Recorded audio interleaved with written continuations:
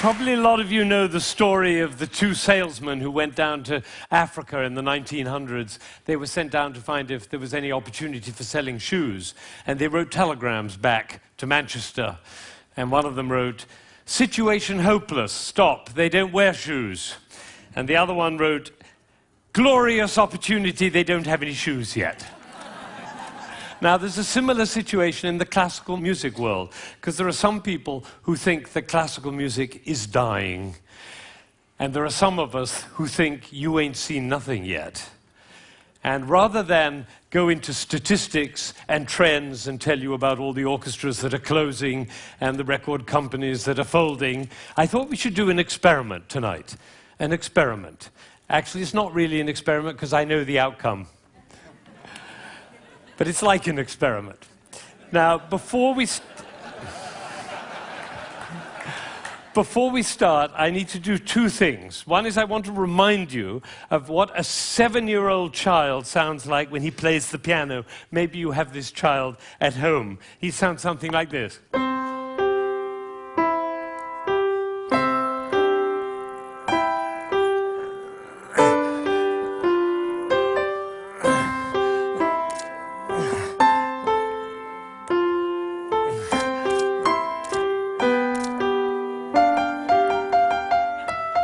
I see some of you recognize this child. Now, if he practices for a year and takes lessons, he's now 8 and he sounds like this. And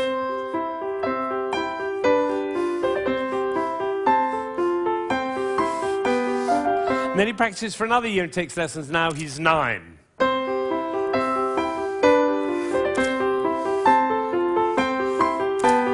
And then he practices for another year and takes lessons, now he's 10.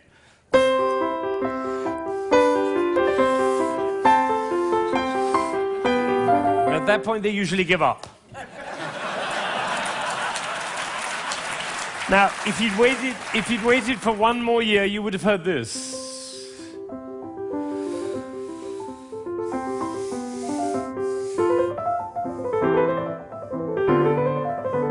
Now, what happened was not maybe what you thought, which was he suddenly became passionate, engaged, involved, got a new teacher, he hit puberty, or whatever it is. What actually happened was the impulses were reduced. You see, the first time he was playing with an impulse on every note.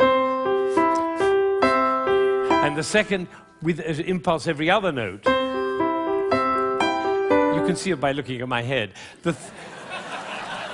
The 9-year-old put an impulse on every 4 notes. And the 10-year-old on every 8 notes. And the 11-year-old, one impulse on the whole phrase. I don't know how I got into this position. I didn't say I'm going to move my shoulder over, move my body. No, the music pushed me over, which is why I call it one buttock playing. Can be the other button. You know, a gentleman was once watching a presentation I was doing, and I was working with a young pianist. He was the president of a corporation in Ohio. And I was working with this young pianist, and I said, "The trouble with you is you're a 2-buttock player. You should be a 1-buttock player." And I moved his body like that while he was playing. Suddenly the music took off. Took flight. There was a gasp in the audience when they heard the difference. And then I got a letter from this gentleman. He said, "I was so moved, I went back and I transformed my entire company into a 1-buttock company." Now, the other thing I want to do is to tell you about you. There are 1,600 people, I believe. My estimation is that probably 45 of you are absolutely passionate about classical music. You adore classical music. Your FM is always on that classical dial, and you have CDs in your car, and you go to the symphony, and your children are playing instruments. You can't imagine your life without classical music. That's the first group. It's quite a small group. Then there's another group, bigger group. These are the people who don't mind classical music. You know, you come home from a long day and you take a glass of wine and you put your feet up, a little Vivaldi in the background doesn't do any harm. Right? That's the second group. Now comes the third group. These are the people who never listen to classical music. It's just simply not part of your life. You might hear it like secondhand smoke at the airport, but and maybe a little bit of a march from Aida when you come into the hall, but otherwise you never hear it. That's probably the largest group of all. And then there's a very small group. These are the people who think they're tone deaf. Amazing number of people think they're tone deaf. Actually, I hear a lot, my husband is tone deaf. Actually, you cannot be tone deaf. Nobody is tone deaf. If you were tone deaf, you couldn't change the gears on your car in a stick-shift car. You couldn't tell the difference between somebody from Texas and somebody from Rome. And the telephone. If your mother calls on their miserable telephone, she calls and says hello. You not only know who it is, you know what mood she's in.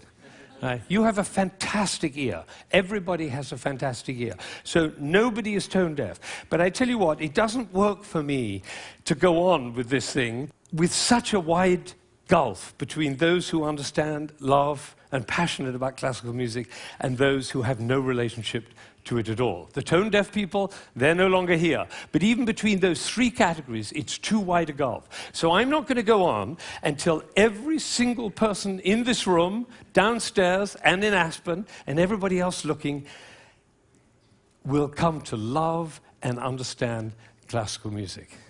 So that's what we're going to do. Now, you notice that there is not the slightest doubt in my mind that this is going to work, if you look at my face, right? It's one of the characteristics of a leader that he not doubt for one moment the capacity of the people he's leading to realize whatever he's dreaming.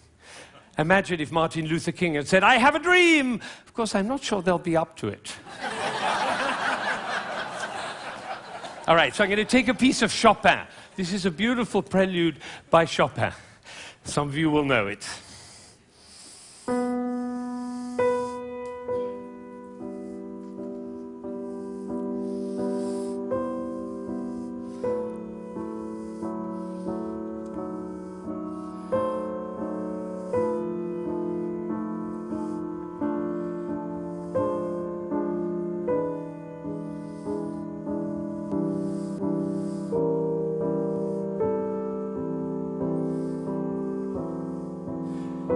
I think probably happened in this room. When I started, you thought, how beautiful that sounds.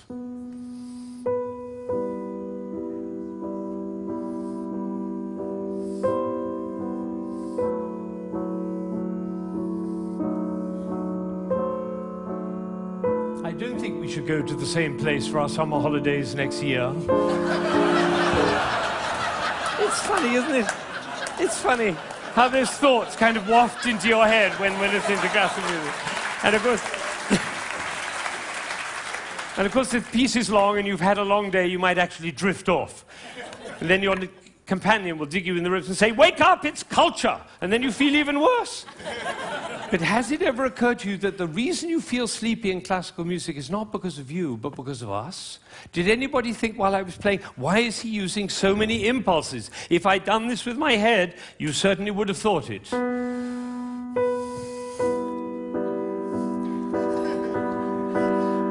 And for the rest of your life, every time you hear classical music, you'll always be able to know if you hear those impulses. So let's see what's really going on here. We have a B. This is a B. The next note is a C. And the job of the C is to make the B sad. And it does, doesn't it? Composers know that. If they want sad music, they just play those two notes. But basically, it's just a B with four sads. Now it goes down to A. And now to G. And then to F. So we have B, A, G, F. And if we have B, A, G, F, what do we expect next? Oh, that might have been a fluke. Let's try it again. Ooh, the TED choir. And you notice nobody is tone deaf. Is that right? Nobody's, you know, every village in Bangladesh and every hamlet in China, everybody knows. Da, da, da, da, da. Everybody knows who's expecting that E. Now, Chopin didn't want to reach the E there because what will have happened? It'll be over, like Hamlet. You remember Hamlet, Act 1, Scene 3, he finds out that his uncle killed his father. You remember he keeps on going up to his uncle and almost killing him. And then he backs away, and then he goes up to him again and almost kills him. And the critics, all of whom sitting in the back row there, they have to have an opinion. So they say, Hamlet is a procrastinator. Or they say, Hamlet has an Oedipus complex. No, otherwise the play would be over, stupid. That's why Shakespeare puts all that stuff in Hamlet, you know, Ophelia going mad and the play within the play and Yorick's skull and the gravediggers. That's in order to delay until Act 5 he can kill him. It's the same with the Chopin. He's just about to reach the E and he says, oops, better go back up and do it again. So he does it again. Now he gets excited. That's excitement, you don't have to worry about it. Now he gets to F sharp and finally he goes down to E. But it's the wrong chord. Because the chord he's looking for is this one. Right? And instead he does. Now we call that a deceptive cadence. Because it deceives us. I always tell my students, if you have a deceptive cadence, be sure to raise your eyebrows, then everybody will know.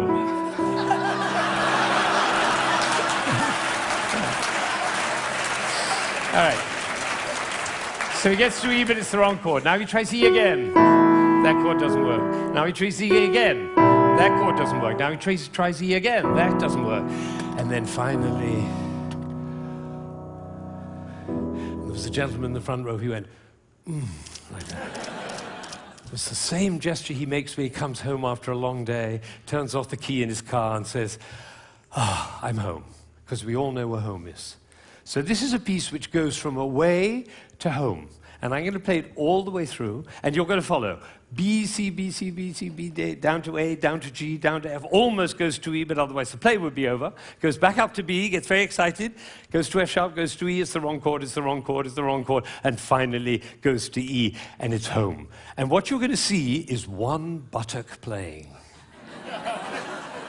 Because for me to join the B to the E, I have to stop thinking about every single note along the way and start thinking about the long, long line from B to E. Right?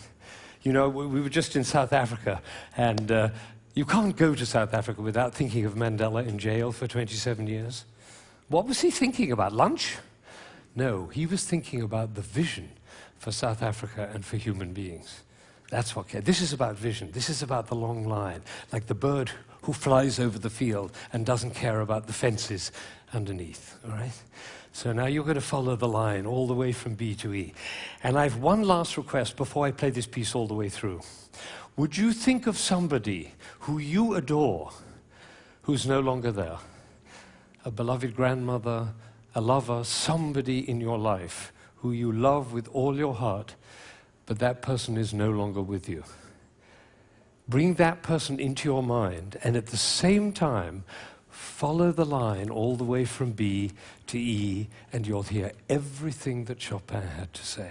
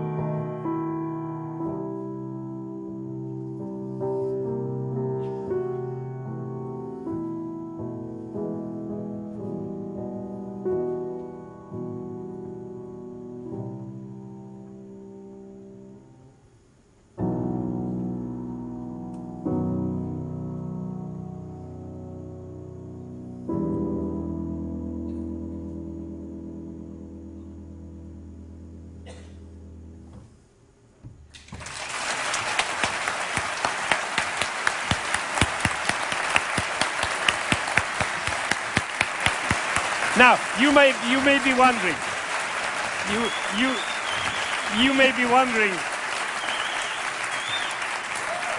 be wondering, why I'm clapping. Well, I did this at a school in Boston with about 70 seventh graders, 12-year-olds.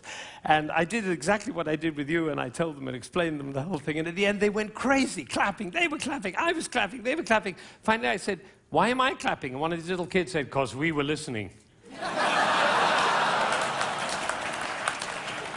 Think of it, 1,600 people, busy people, involved in all sorts of different things, listening, understanding, and being moved by a piece by Chopin. Now that is something. Now, am I sure that every single person followed that, understood it, was moved by it? Of course I can't be sure, but I tell you what happened to me. I was in Ireland during the Troubles 10 years ago, and I was working with some Catholic and Protestant kids on conflict resolution, and I did this with them. Risky thing to do because they were street kids.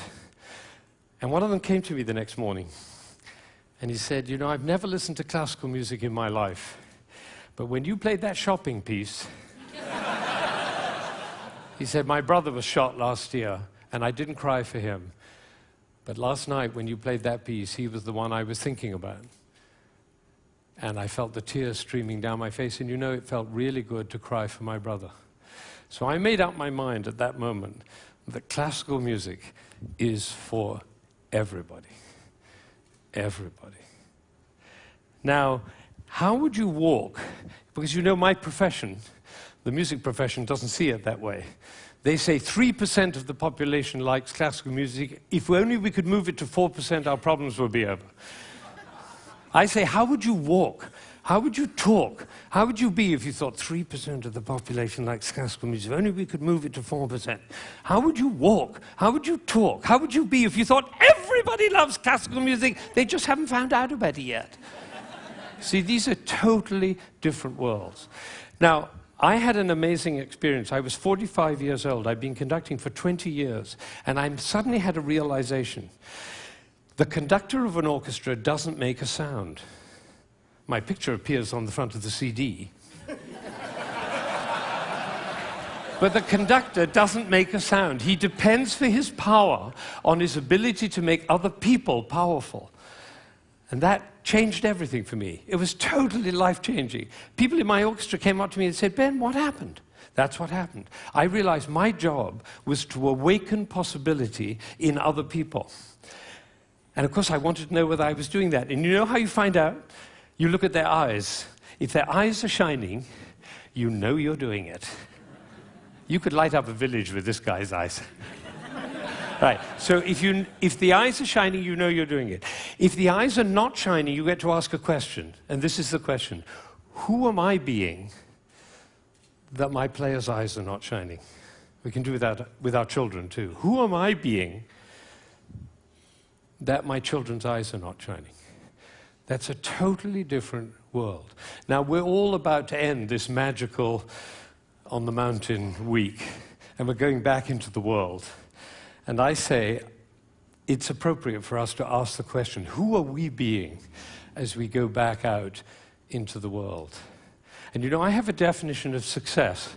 For me, it's very simple. It's not about wealth and fame and power. It's about how many shining eyes I have around me. So now I have one last thought, which is that it really makes a difference what we say, the words that come out of our mouth. I learned this from a woman who survived Auschwitz, one of the rare survivors. She went to Auschwitz when she was 15 years old, and her brother was 8, and the parents were lost. And she told me this. She said, we were in the train going to Auschwitz, and I looked down and I saw my brother's shoes were missing. And I said, why are you so stupid? Can't you keep your things together, for goodness sake? The way an elder sister might speak to a younger brother. Unfortunately, it was the last thing she ever said to him, because she never saw him again. He did not survive. And so when she came out of Auschwitz, she made a vow. She told me this. She said, I walked out of Auschwitz into life, and I made a vow. And the vow was, I will never say anything that couldn't stand as the last thing I ever say. Now, can we do that? No, and we'll make ourselves wrong and others wrong. But it is a possibility to live into. Thank you.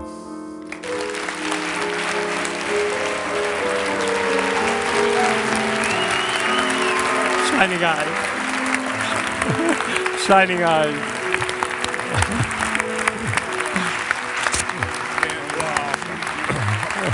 Thank you. Thank you.